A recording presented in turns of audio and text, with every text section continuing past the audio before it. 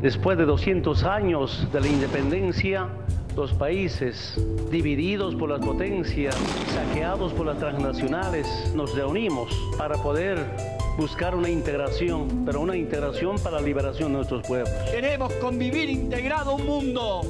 Es hora que ese mundo le ponga freno a los fondos buitres y a los bancos insaciables. Fondos buitres que además amenazan y hostigan. Estamos aquí para ganar, estamos aquí para formar gobiernos, estamos aquí para cambiar el país. También son terroristas económicos los que desestabilizan la economía de un país y provocan pobreza, hambre y miseria a partir del pecado de la especulación. Alca, al carajo.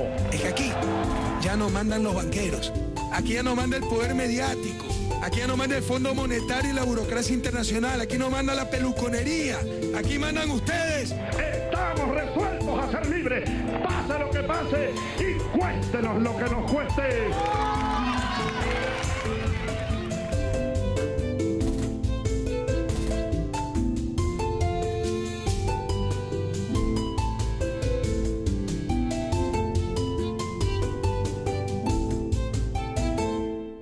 Buenas noches. Pues abordamos ahora la segunda jornada de este foro Emancipación e Igualdad que tuvo lugar en Buenos Aires la semana pasada, el jueves, el viernes y el sábado, un foro internacional organizado por la Secretaría de Coordinación Estratégica del Pensamiento Nacional y organizado en particular por Ricardo Forster y también por el Ministerio de Cultura.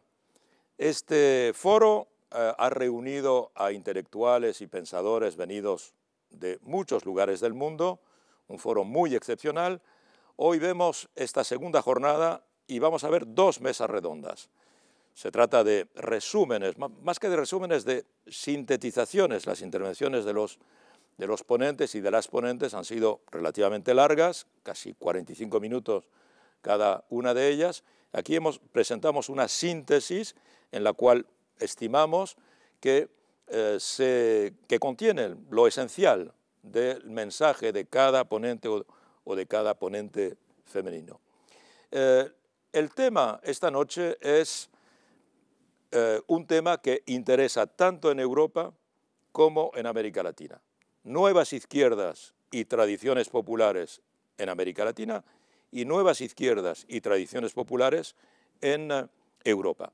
La primera mesa redonda reúne sobre nuevas izquierdas y tradiciones populares en América Latina, reúne por una parte a Vladimir Acosta, que es un intelectual, escritor, pensador, filósofo venezolano, que esencialmente no va a tratar exactamente el tema, como él lo explica, va a tratar de la problemática de Venezuela en este momento.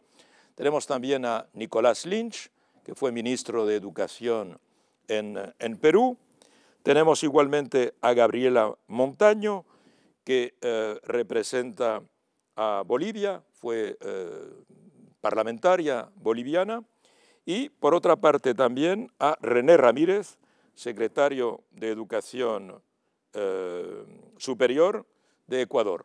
Se trata pues de 4 países, Perú, Venezuela, Bolivia, Ecuador, donde las tradiciones populares son extremadamente importantes y donde los gobiernos progresistas han querido integrar estas tradiciones populares para hacer precisamente de la experiencia de estas nuevas izquierdas unas nuevas izquierdas enriquecidas con tradiciones a veces milenarias.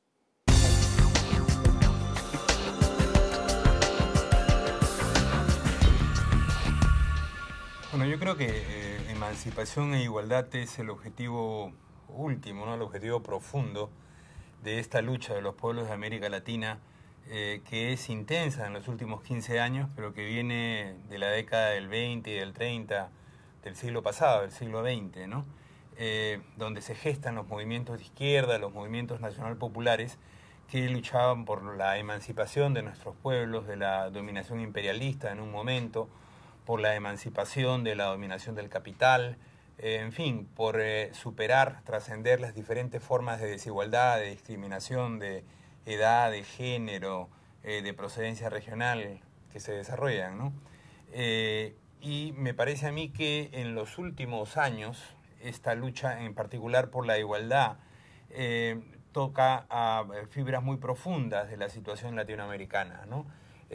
Con las políticas neoliberales en los años 80 y 90, y en algunos países como el mío hasta el presente, se profundiza la desigualdad ancestral de América Latina. Me parece el momento justo para sentarse, dialogar, reflexionar. 15 años, 16 años de que empieza este proceso con Chávez en Venezuela y creo que todos los que estamos participando tuvimos la confianza de que la organización del foro nos iba a permitir eso y por eso estamos aquí. Es impresionante que hayan podido estar tanta gente de tantos lugares, con tantas obligaciones y cosas que hacer, pero nos abrimos un espacio porque creemos en este espacio, porque tuvimos la confianza, porque sabemos que se lo está haciendo con la perspectiva de que sea útil también, no solamente de que sea una plataforma de visibilidad, sino que genere resultados, acciones, posibilidades de coordinación, es decir, que sea concreto. Este foro es de mucha importancia, tanto política como programática en la región y en nuestros países, porque pone el debate en el corazón de lo que está en disputa, ¿no? La consecución de una América Latina emancipada e igualitaria. Realmente son dos conceptos que jamás la derecha hubiese pensado, ¿no? La derecha nunca ha pensado en la igualdad, sino más bien en el privilegio, en la exclusión, en la concentración de la riqueza en manos de pocos. Y obviamente el concepto de emancipación y de libertad de la derecha es completamente restringido a la libertad como no interferencia, ¿no? En donde realmente nosotros lo que buscamos desde los países de izquierda es otro tipo de libertad, otro tipo de emancipación, una emancipación social, una libertad como no únicamente como no interferencia, sino como no dominación, mucho más republicana. Muchas veces a lo largo de la ya larga historia de nuestras izquierdas, en América Latina y en todo el mundo también, se habló de nuevas izquierdas o de nuevas orientaciones o de nuevas inflexiones para los pensamientos de las izquierdas. A lo largo del siglo XX se habló muchas veces de nuevas izquierdas. En América Latina, en la Argentina, se habló muchas veces de nuevas izquierdas para aludir a formas de la izquierda más receptivas de los movimientos de la vida cultural, de los giros culturalistas o lingüísticos de la filosofía, más atentas a las inflexiones maoístas o castristas o gramscianas de la política y de la teoría sobre la política. La idea de nuevas izquierdas fue una idea fuerte en lo que un historiador de las ideas argentinas, al que hoy podemos recordar con algo de melancolía, llamaba nuestros años 60. Y hoy preguntarse entonces por las nuevas izquierdas, me parece que significa preguntarse por qué es lo que hay de nuevo hoy en las nuevas izquierdas latinoamericanas. Y me parece que lo que los 4 invitados que tenemos hoy en la mesa nos pueden ayudar a pensar es si acaso una de esas novedades de las nuevas izquierdas latinoamericanas no consiste precisamente en un diálogo mucho más fluido, mucho más amistoso, mucho más atento con las tradiciones populares latinoamericanas que las que generalmente tendió a tener una izquierda que fue históricamente poco receptiva a esas tradiciones. Lo que se vive en América Latina, digamos, lo que se ha vivido a lo largo de esta década y media, es un proceso de cambios de los cuales todos hemos sido testigos, y examinando ese cuadro, examinando ese proceso de que esto era una época de cambios, que todos lo veíamos, el presidente Rafael Correa dijo en una oportunidad que esto no solo era una época de cambios, sino un cambio de épocas. Una frase muy justa, muy brillante, pero que en el fondo La época de cambio y los cambios de época son de alguna forma lo mismo, y solo en la medida en que los cambios, de época puedan convertirse en una época de cambio, una de las dos expresiones refuerza la otra, que es lo que hasta ahora hemos estado viendo. Ahora bien, uno tiene que preguntarse, porque a veces la memoria de uno es corta, y sobre todo los medios que dominan este planeta hoy tratan de que no solo sea corta, sino que se nos olvide todo. Nos bombardean de informaciones para que nos confundamos y terminemos perdidos, creyendo que estamos al tanto de todo. Uno tiene que preguntarse cómo y dónde empezó esta época de cambio. Y esta época de cambio empezó en Venezuela. No solo con un antecedente, hay otros, por supuesto que hay otras luchas valiosas en Ecuador y en Bolivia particularmente, pero empezó en Venezuela en 1987. En febrero de 1987 se produjo la primera explosión popular contra el neoliberalismo en las calles de Caracas, en las calles de varias ciudades, y provocó una represión brutal de esos gobiernos democráticos, entre comillas, que podían hacer lo que quisieran, porque los medios eran cómplices y tapaban todos los crímenes que cometían. Pero dejando de lado el antecedente, realmente este proceso empezó desde diciembre de 1998, cuando Hugo Chávez llegó al poder en Venezuela ganando unas elecciones que trataron incluso de manipularlas y de robarlas. Y más aún, para ser más exacto, después de que la derecha y el imperialismo estadounidense dieran un golpe de Estado, lograran derrocarlo y se produjera ese extraordinario milagro que fue que en menos de 48 horas el pueblo se echó a la calle en todas las ciudades de Venezuela y logró, con el apoyo de la parte de la Fuerza Armada que no estaba metida en el golpe, rescatar, derrotar a la derecha golpista, rescatar a Hugo Chávez y hacerlo regresar al poder. Ahí sí empezó realmente este proceso, y a partir de allí lo que se produce en Venezuela es una secuencia de cambios importantísimos no solo para Venezuela, sino también para América Latina. Yo quiero referirme justamente a algunos aspectos que no solo son venezolanos, sino que son latinoamericanos, que contribuyeron de manera protagónica a cambiar esta América Latina, a ir conformando esta América Latina que hoy tenemos y que necesitamos defender al precio que sea de las agresiones de la derecha y de las agresiones del imperialismo. Y quiero tocar solo dos temas, que son dos temas que me parecen centrales en este sentido. El primero es la solidaridad. La solidaridad. Una solidaridad comprometida, una solidaridad material, no solo declarativa, de compromiso real. Y lo otro es el rescate de la idea de patria grande, no solo para las integraciones que los gobiernos de derecha estuvieron haciendo, es la patria grande, como lo decía hace poco Evo Morales, la patria grande para lograr una unidad que nos permita la libertad, la dignidad, la soberanía, la justicia social y la independencia. Esa visión de patria grande era resucitar lo que había sido la idea fundamental de nuestros libertadores, no digo de todos, porque todos no la tuvieron, de los dos libertadores más grandes que tuvo este proceso, que fueron San Martín y Bolívar.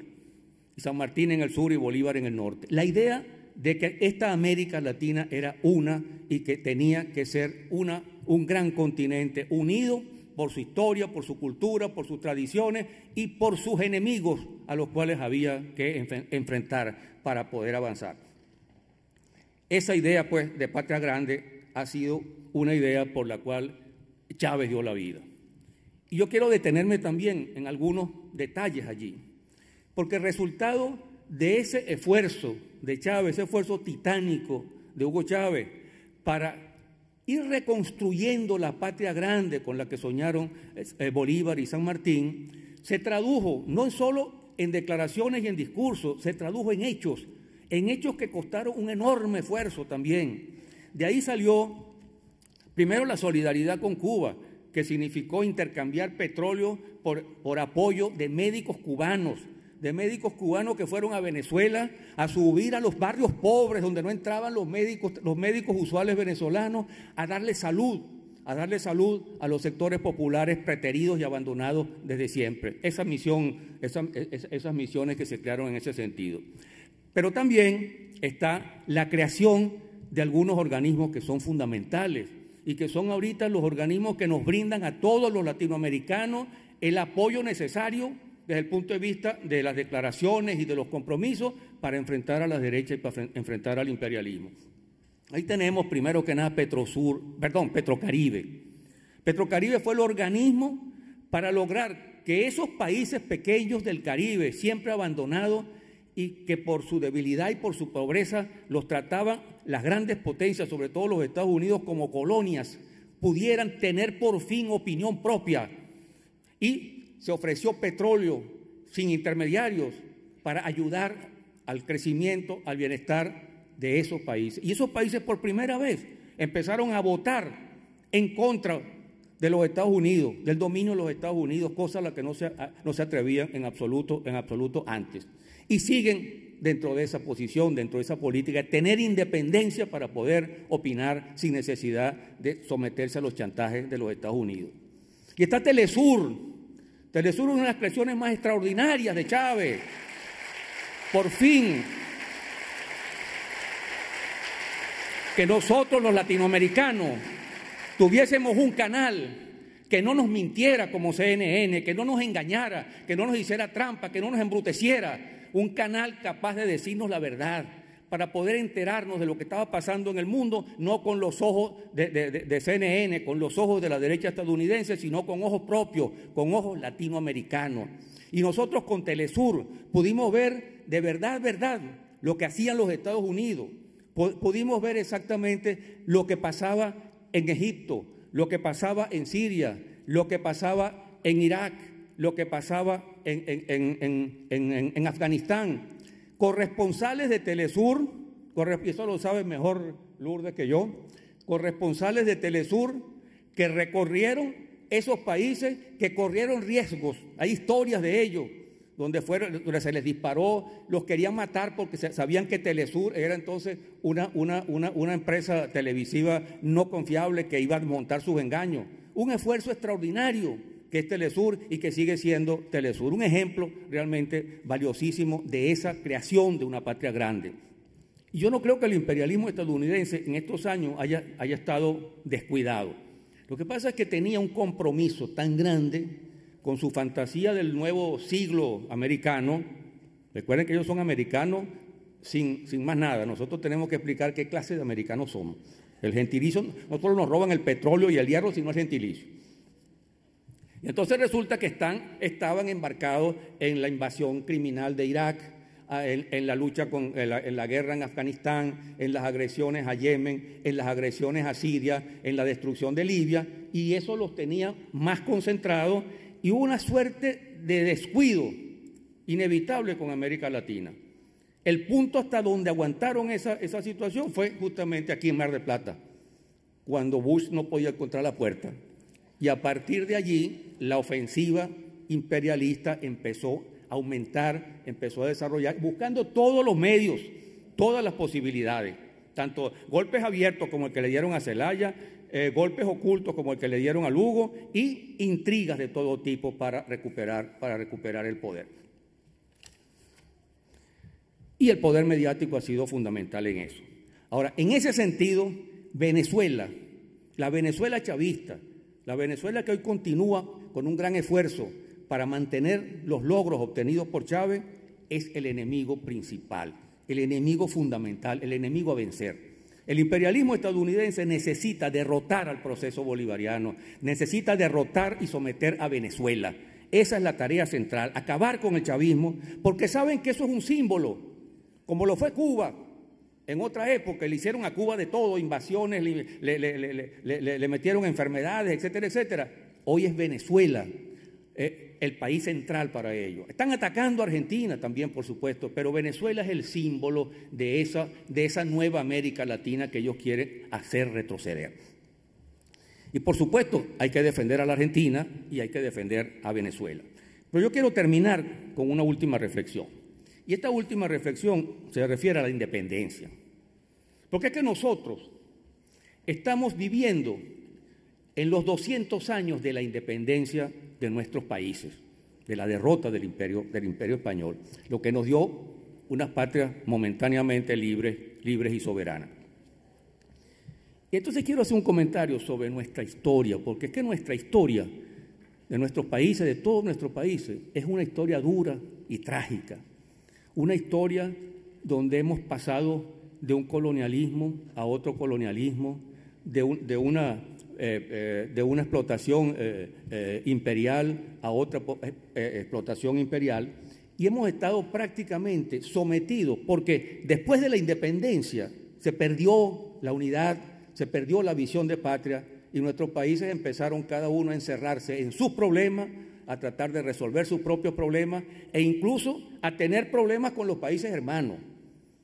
Hubo guerras territoriales, guerras por espacio, por quitarle espacio a otro país, y pasamos unos años en eso, nos debilitamos, perdimos el sentido de unidad y de patria grande y terminamos otra vez colonizados, dominados por los ingleses y los franceses y después por los Estados Unidos, que son el imperio más criminal de todos los imperios que ha habido en este planeta. Entonces, la pregunta que uno se hace es, frente a esa historia tan triste, es que nosotros, los latinoamericanos, una vez en nuestra historia, una vez vencimos.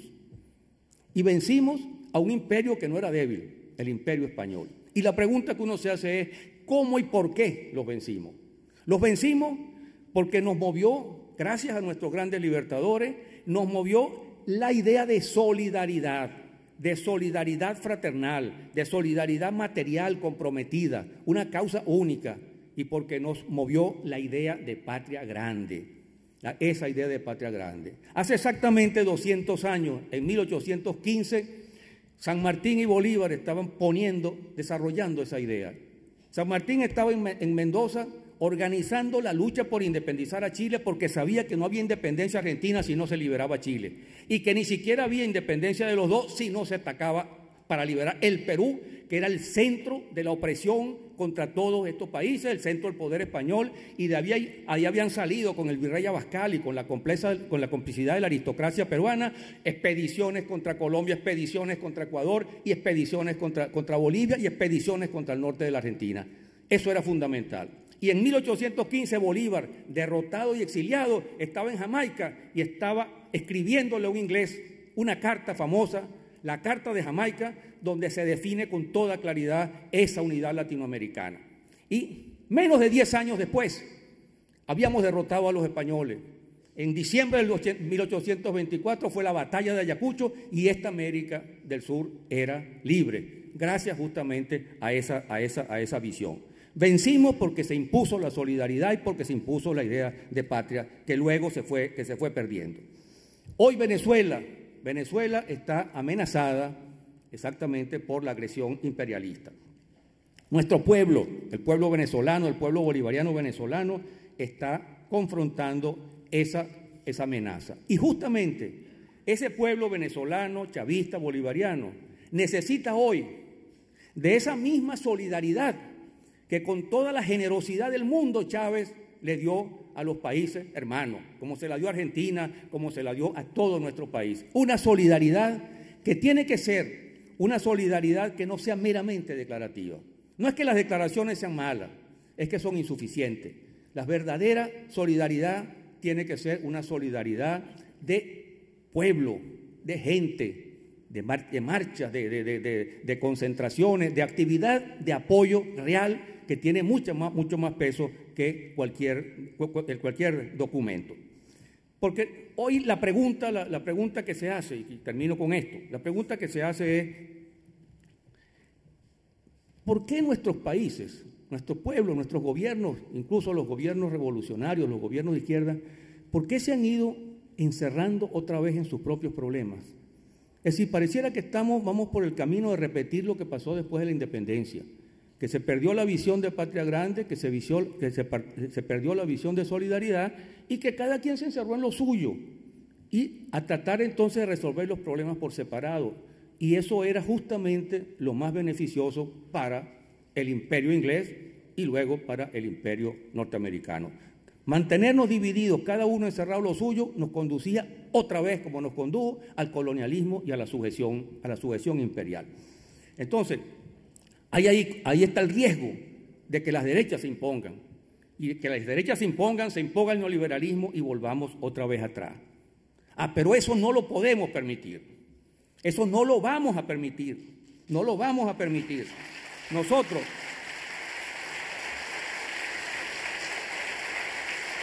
tenemos que reanimar esa solidaridad material. Tenemos fuerza, tenemos recursos, grandes recursos y gran fuerza popular para enfrentar esa amenaza, para enfrentar al imperialismo norteamericano, para impedir que nos vuelva a convertir en su patio trasero. Hace dos o tres años el secretario de Estado John Kerry se le chispoteó como el Chapulín Colorado que éramos el patio trasero otra vez y después tuvo que corregir lo que decía. Pero ese es su proyecto, recuperar ese tiempo perdido para volver a dominar y seguir saqueando esta América Latina. Y la lucha nuestra es una lucha, es la misma lucha. Tenemos que combinar lo que es la lucha contra nuestros problemas con la solidaridad con los problemas de los países hermanos, como hicimos hace 7, 8, 10 años. Tenemos que volverlo a hacer. Que los problemas de Venezuela son los problemas de Argentina, que los problemas de Argentina son los problemas de Venezuela, que los problemas de Bolivia son los problemas de Venezuela y de Argentina, que los problemas del Perú son los problemas de todos, que los problemas de Ecuador también. Eso es lo que tenemos nosotros que hacer si no queremos que esto se vuelva atrás, que no perdamos lo logrado. Estos cambios tienen que ser cambios irreversibles beneficiosos a nuestro pueblo, y tenemos los recursos para hacerlo. Y yo creo que nosotros deberíamos decir, como decimos en Venezuela, cuando frente a las amenazas de la derecha, no volverán, no van a volver más nunca, no nos van a joder más nunca.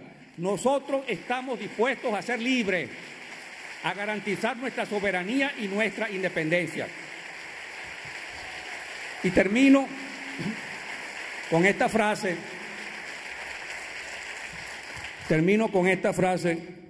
de uno de los grandes próceres de la independencia de Venezuela, José Félix Rivas, que el 12 de febrero de 1814, hace un poco más de 100 años, 200 años, cuando tenía que enfrentar la avalancha de las tropas de Boves, las tropas realistas, las tropas españolas, encerrado en un pequeño pueblo cercano a Caracas, llamado La Victoria, se trajo incluso desde Caracas, aparte de su ejército, y a los jóvenes estudiantes, y todos pelearon allí por defender ese territorio que era vital para salvar la patria que estaba amenazada. Y Rivas le dijo a los soldados, le dijo esta frase: no podemos escoger entre vencer o morir. Necesario es vencer y vamos a vencer. La civilización está en crisis. Y cuando hablamos de la civilización está en crisis, yo siempre señalo, es porque el capitalismo está en su máximo apogeo.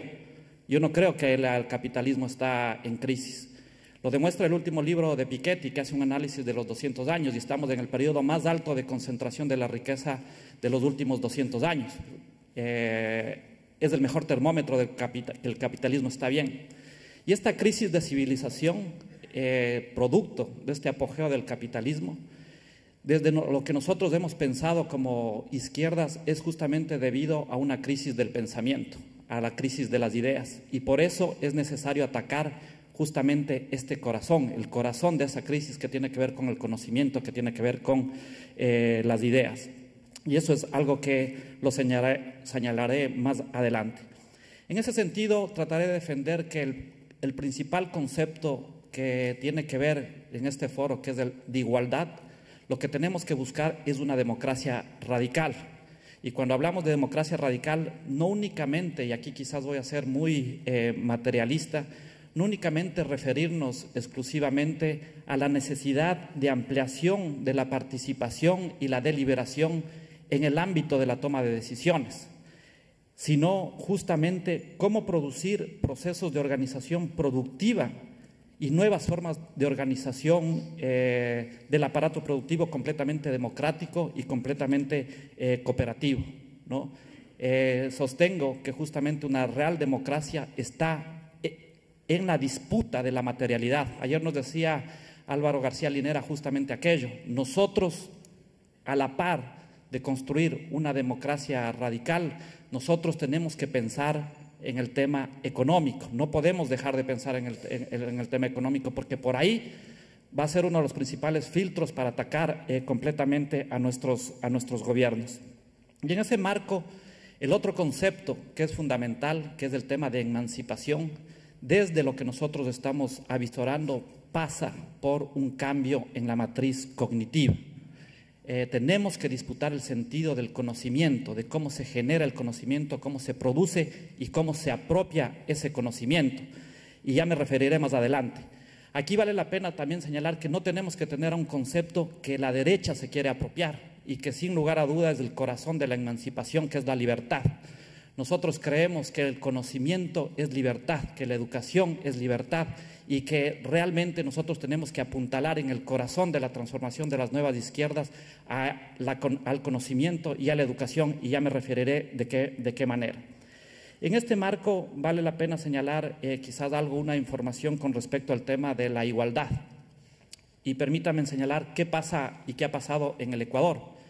En el Ecuador, y a nivel de Sudamérica, hubo 2 décadas perdidas, ¿no? Latinoamérica y Ecuador creció prácticamente un 0%.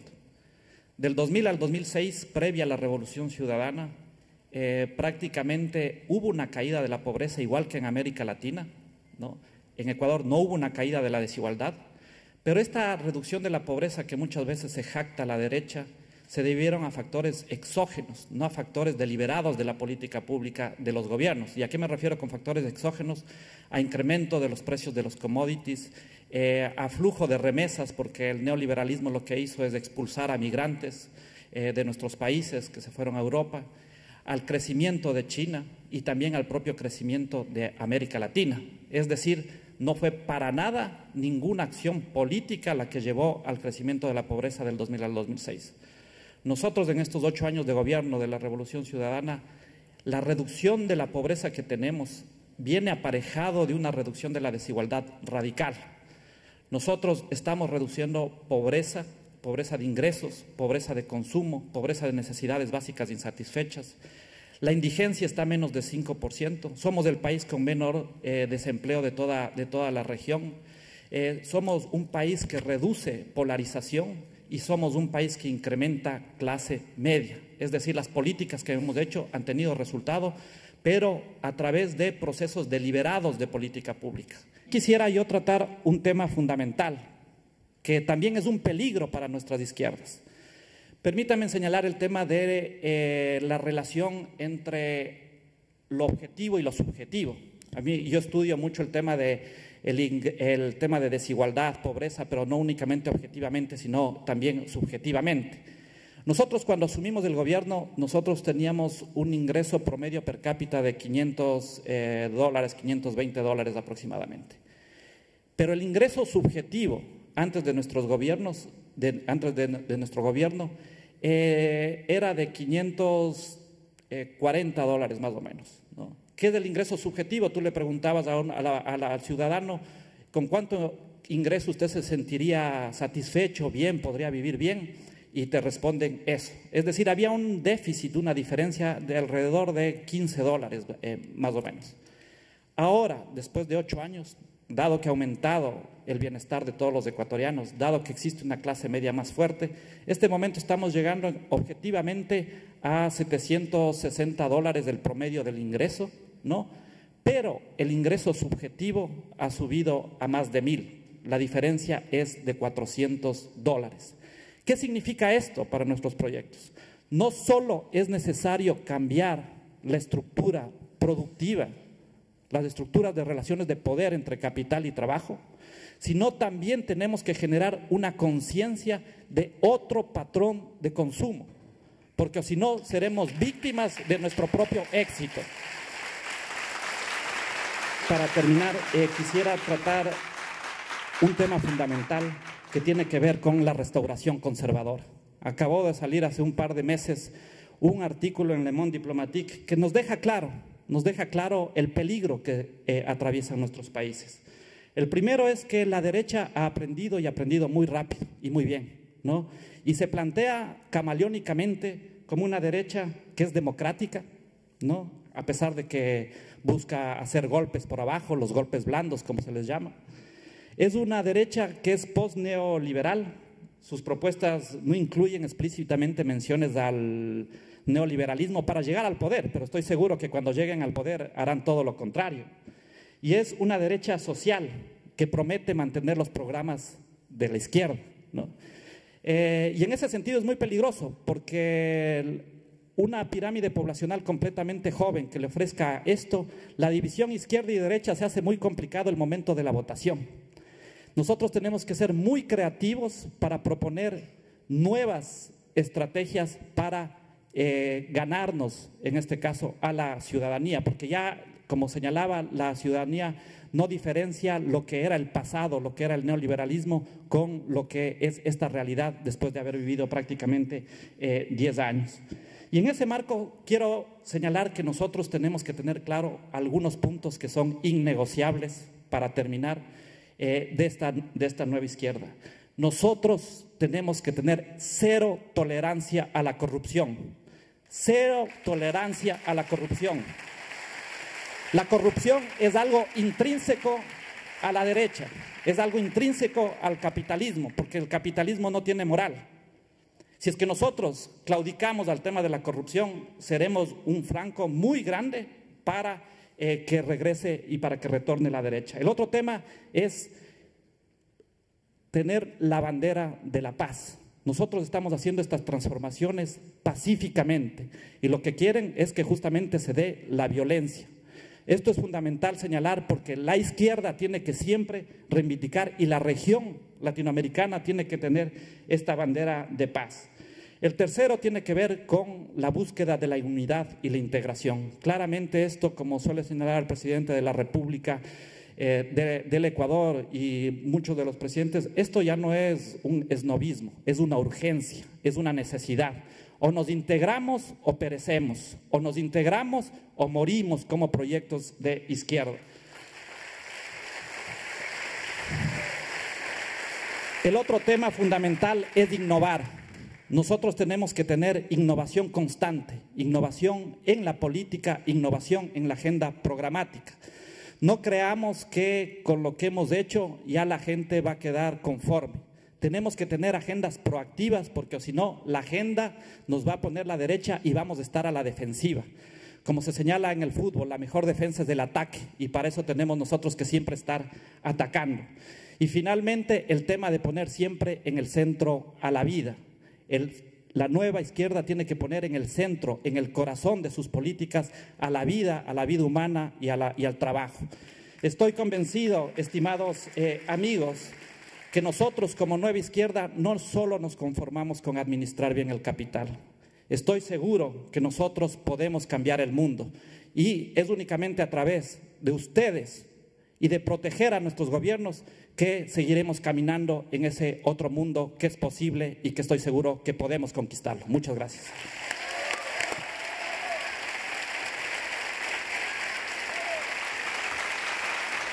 En el Perú se vive un agudo contraste con el panorama de América Latina.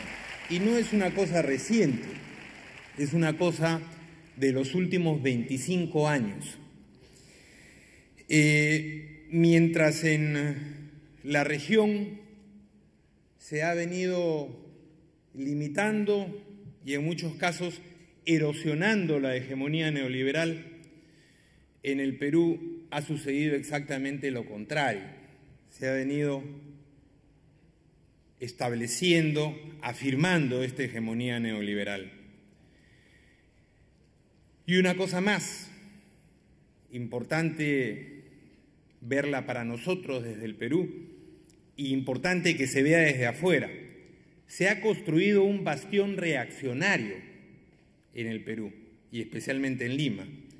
Allí es donde se producen las reuniones de la derecha latinoamericana para observar el resto de América Latina como un espacio de reconquista. Algún amigo me decía hace unos meses, hemos vuelto a la situación de 1810.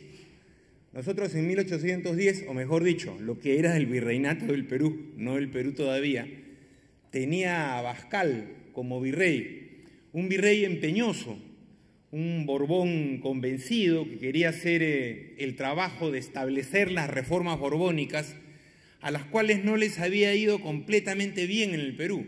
Túpac Amaru se insurrecta contra las reformas borbónicas 30 años antes, para dar un ejemplo. Entonces, estamos en una suerte de situación virreinal donde esta idea de espacio de reconquista es muy poderosa. Si a uno lo invitan a la televisión o si alguno de los 3 o 4 parlamentarios que tenemos en un congreso de 120, los de izquierda, se para no ya defender al gobierno argentino, de Venezuela, sino para explicar la situación, lo abuchean y se ríen de él. O sea, en esa situación se está. Lo importante para esta hegemonía neoliberal es que esta nueva relación entre Estado y sociedad, y aquí el intelectual es Vladimiro Montesinos, ¿no? La mente perversa, porque Fujimori es un operador político, básicamente, ¿no? Esta nueva relación entre Estado y sociedad que establece Montesinos se continúa en democracia, ¿no? Y esto tiene que ver, creo, con uno de los núcleos problemáticos en los que no hemos profundizado mucho los que pretendemos desarrollar una perspectiva de izquierda, renovada, nacional popular, ¿no? Se produce una transición cuando finalmente, por razones que no voy a explicar ahora, cae la dictadura de Fujimori y Montesinos, Fujimori huye, Montesinos es finalmente capturado, se desmonta el gobierno del servicio de inteligencia, pero no se desmonta el modelo neoliberal. Y la democracia que se recupera no tiene una ruptura institucional con la dictadura de Fujimori y Montesinos. Y esto es muy importante. O sea, Fujimori, lógicamente, disuelve el Congreso con su golpe de Estado del 92 y llama a una constitución y a un Congreso constituyente que, lógicamente, gana con facilidad, ¿no?, en condiciones de dictadura. Y este Congreso da una nueva constitución, una constitución ad hoc, una constitución de extrema derecha, distinta, por supuesto, de la constitución de relativo consenso que había en el Perú, que era la Constitución de 1979, más bien progresista, ¿no?, una constitución de salida luego del gobierno de Velasco Alvarado, ¿no? Entonces, el hecho de que no haya una ruptura institucional es muy importante, porque la democracia que tenemos, caracterizada rápidamente por un amigo fallecido un par de años atrás, desafortunadamente, Carlos Franco, decía en crítica a algunos defensores de este orden, decía, es una democracia barata, ¿no? Así como las mercancías que nos hacen comprar sin pagar los derechos de aduana respectivos, ¿no? Esta es una democracia barata. Es un poco el modelo que Schmitt, O'Donnell diseñan en la llamada teoría de las transiciones a la democracia, donde básicamente lo que existen son algunos derechos civiles y políticos y, por supuesto, la represión de los derechos sociales, ¿no? Esta democracia, ¿no?, de competencia entre algunas minorías, ¿no?, que es la que se desarrolla en el Perú, curiosamente en la misma época en que América Latina empieza a desarrollar una democracia de mayorías. Curiosamente en la misma época en que en América Latina se empieza a hablar de participación política. Y se genera un fenómeno que algunos hemos llamado de democracia sin democratización, ¿no?, donde los agentes de la democracia son abiertamente reprimidos y reclaman, ¿no?, a partir del gobierno de Alejandro Toledo, ¿no? El que inaugura esta democracia no, porque era un gran señor, digamos, un insider antiguo, medio aristocrático de provincia, incapaz de reprimir a nadie, que era Valentín Paniagua. Pero los siguientes ya no, empiezan a desarrollar las leyes de criminalización de la protesta. Y en el Perú hoy día tenemos un tomo bastante gordo de leyes de criminalización de la protesta, ¿no?, que además la clase política señala todos los días que forman parte del corpus de esta democracia, del núcleo de esta democracia. Humala ahonda un elemento que produce una enorme desconfianza en la población, y que es que los gobernantes no cumplen lo que prometen.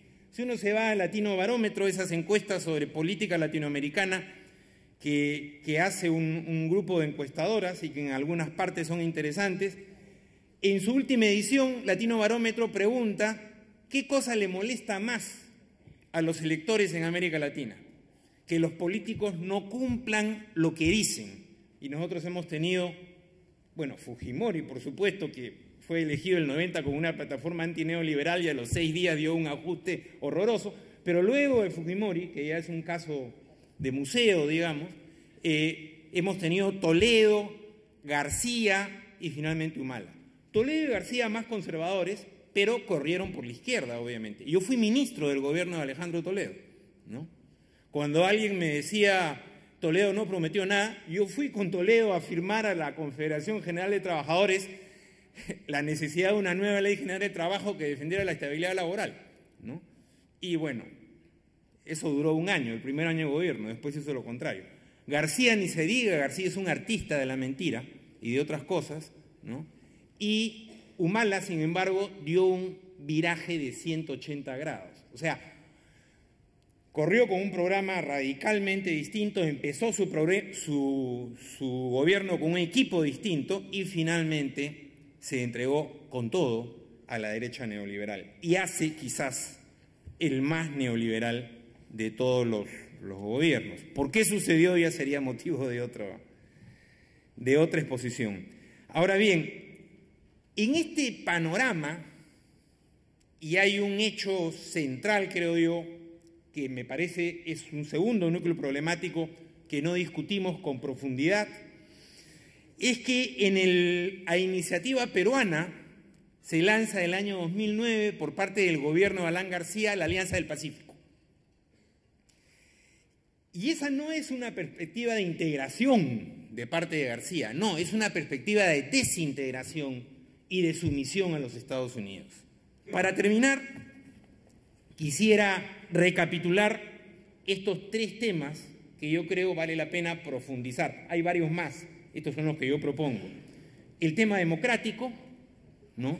La derecha ya no propone la dictadura, lo que propone es una democracia limitada de minorías. Ese es un primer elemento. Yo sí creo que es posible una democracia representativa. Yo creo que el reto es desarrollar mecanismos de participación en la democracia representativa, ¿no? Yo creo que hay varias formas de entender la democracia representativa. El segundo elemento tiene que ver con la forma de crecer, el modelo de desarrollo. Nuestros gobiernos en general y nuestros gobiernos progresistas no han podido lidiar todavía exitosamente con el rentismo, que heredamos lógicamente de la estructura de exportación de materias primas sin valor agregado en América Latina. Ese es un reto teórico, es un reto práctico al cual no le debemos huir. Y el tercero tiene que ver con la urgencia y la realidad de la integración, con, por ejemplo, la presencia esta nefasta de la Alianza del Pacífico, y con las dificultades. La última reunión de UNASUR no se ha postergado por gusto y era fundamental porque los compañeros venezolanos están en peligro de una agresión militar, pero sin embargo se posterga. Esto nos señala debilidades que es importante afrontar. Muchas gracias. La tradición popular en Bolivia venía de la mano de los sectores obreros, mineros, si estamos hablando de esa tradición de izquierda. Y de repente, en el escenario empieza a ingresar una nueva izquierda, unos nuevos movimientos sociales que tenían una vanguardia fundamentalmente en los más relegados de la historia de Bolivia, el movimiento indígena campesino. Ese movimiento indígena campesino irrumpe en el escenario político boliviano y plantea algunas propuestas que para la mayoría de quienes proveníamos de la izquierda clásica no entendíamos muy bien. Se empezó a hablar de asamblea constituyente, se empezó a hablar de un término que entendíamos un poco mejor, que era nacionalización de los hidrocarburos. Y nosotros decíamos, asamblea constituyente, cambiar la Constitución. ¿Acaso cambiar la Constitución o cambiar las leyes es algo revolucionario? No era el problema de los medios de producción, no era... Y de repente decíamos, ¿por qué cambiar la Constitución? Y algunos compañeros desde los pueblos indígenas nos daban una respuesta muy simple. Y nos decían, porque cada vez que planteamos un derecho, nos dicen que no está en la Constitución. Porque cada vez que planteamos una necesidad, nos dicen que no está en la ley. Entonces habrá que cambiar la Constitución. Y ahí fuimos dándole un sentido distinto a la Constitución, a las leyes. La Constitución en ese momento se convirtió en un verdadero nuevo pacto social, un nuevo pacto político. Y claro, ahí algunos izquierdistas con formación clásica como yo empezamos a entender por qué sí era revolucionario cambiar la Constitución. Y empezamos a encontrar caminos por donde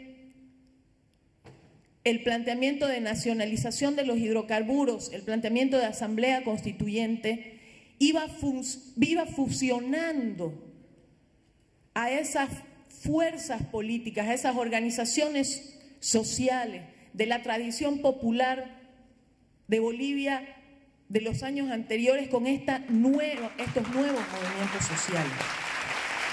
Pero miren cómo la derecha, como decía algún compañero, se reinventa, es creativa. Resulta que hoy gobiernos que ganan con más del 50% puede cuestionársele su raíz democrática. Cuando ellos no ganaban elecciones ni con el 20%. Ojo, y aquí un ojo muy grande, no le están cuestionando solo a Maduro o a Evo Morales, que han ganado elecciones con más del 50%. Nos están cuestionando a todos en América Latina. Nos están diciendo que es posible imponer las ideas, aunque no se gane elecciones. Se puede romper procesos democráticos e imponer gobiernos, aunque se haya perdido elecciones. Y eso es algo muy grave. Y ahí concuerdo con algún compañero que decía, el espacio de la democracia representativa sigue siendo un espacio de lucha importante para nosotros. Porque si alguien puede cuestionarle a un presidente o a una presidenta que ha ganado con más del 50%, realmente pareciera que estamos en una película de terror. Cuando ponen en juego, cuando la derecha es capaz de llevar tan al límite, ¿qué pone en juego? Está poniendo en juego la institucionalidad que supuestamente ellos defienden, tan institucionalistas, tan enamorados de las paredes, los edificios, tan poco convencidos de que la democracia no son paredes, edificios, butacas de congreso, testeras. La democracia para nosotros es calle también. Y eso es lo que nos protege, eso es lo que nos genera certeza. Y ese es el segundo espacio de batalla que venimos compartiendo todos estos procesos de izquierda en Latinoamérica, la calle. Pero ojo, la calle también está en disputa. Hoy estamos frente a una generación de jóvenes que creció con Evo, que creció con Chávez, que creció con Cristina, que creció con Correa, que ya no conoce gobiernos de derecha.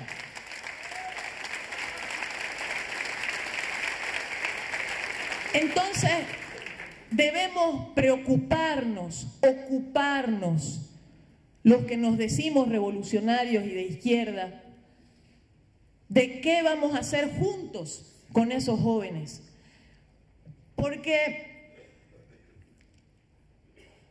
no podemos creer, y aquí tengo una autocrítica y crítica, no podemos creer que atender a los jóvenes, que generar acciones con los jóvenes, lo hacemos solamente porque son jóvenes, porque es un problema etario.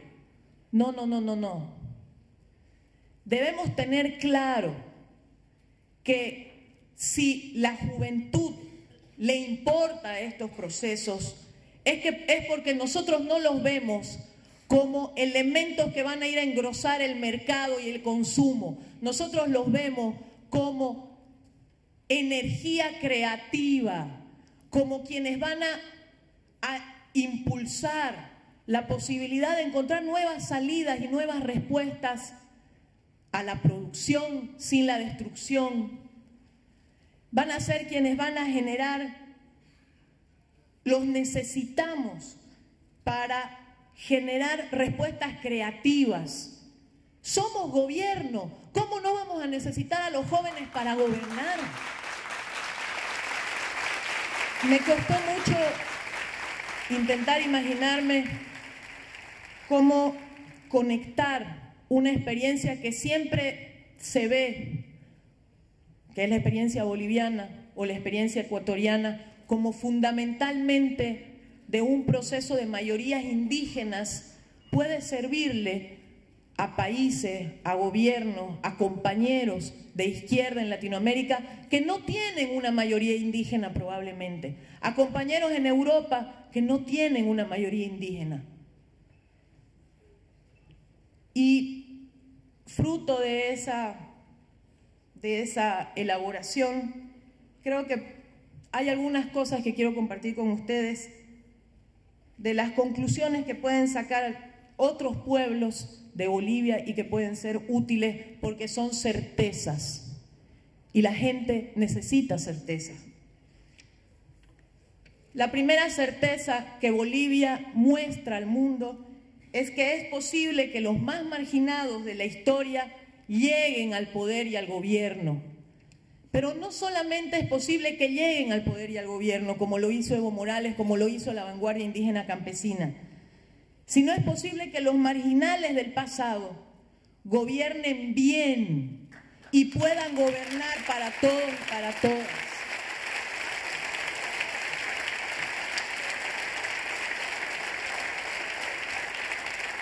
Una siguiente certeza que les puede dar Bolivia: es posible transformar el Estado y la forma de administrar el poder, pero solo es necesario hacerlo con la gente y para la gente. El Estado no es eterno. El Estado no es una entelequia que nunca vamos a poder tocar los marginados del mundo. Es algo que podemos amoldar en nuestras manos si tomamos el poder. Puede convertirse en la arcilla que nosotros diseñemos si tomamos el poder. Una otra certeza es que cuando estamos ahí en el poder, gobernando, es necesario reinventarse cada día. No podemos quedarnos en lo planteado inicialmente. Necesitamos nuevos sueños, nuevas construcciones, nuevas tareas. Es necesario reinventarse todos los días, con una sola previsión. Reinventarse no quiere decir abandonar los principios y valores que nos dieron origen. Nunca puede significar abandonar esos principios y esos valores.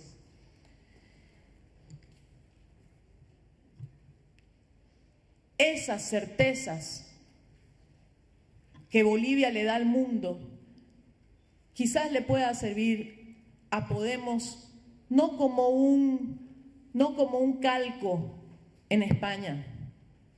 Tendrán que construir ellos su propio camino. Pero estas certezas demuestran que es posible, nada más. No importa cómo lo haga cada quien, pero nosotros podemos mostrarle al mundo que lo hicimos y que lo seguimos haciendo y que no vamos a parar hasta terminar estas tareas.